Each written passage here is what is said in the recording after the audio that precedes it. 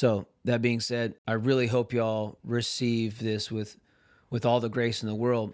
And I'm not justifying anything he has done, but this is a statement put out by the church that probably most of you would be interested in knowing what they're doing, what they're saying, how they are responding. So that being said, let's just read this together. So the statement to the congregation. So, dear Gateway Church family, the board elders want to reach out to you personally to address the recent events in our church and to provide you with an update.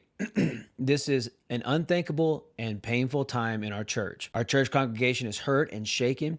We know that you have many important questions. We want to answer as many of your questions as we can at this point. Obviously, there's so much that they can actually talk about, that they can answer. And we ask that you continue to extend us grace as we navigate through the most challenging time in Gateway's history. I can't even imagine. So the details that have recently come to light are deeply disturbing. We continue to pray that God will bring peace, comfort, and healing to everyone who has been affected.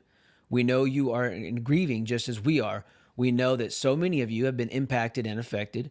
We are here for you. We are praying for you, and we love you. So the Board of Elders has taken a series of steps that we want to update you on. So this is the video I put out that was about just the specific what was happening with the Robert Moore stuff. Make sure that you check that one out.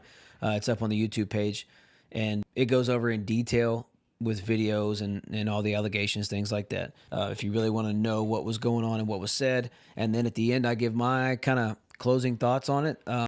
I have seen, and since then, and I think, so this week is the 27th. I think last week on a Tuesday, which I just did that live stream, Monday, that next morning, he resigned from the church. And I still stand by what I said.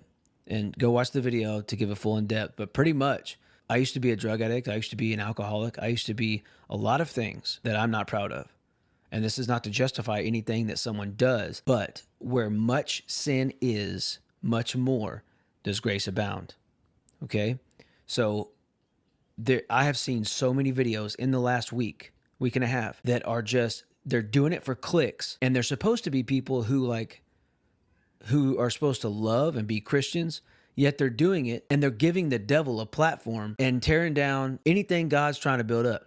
Now, I'm not talking about Robert Morris's theology. I'm not talking about this. I'm not talking about that.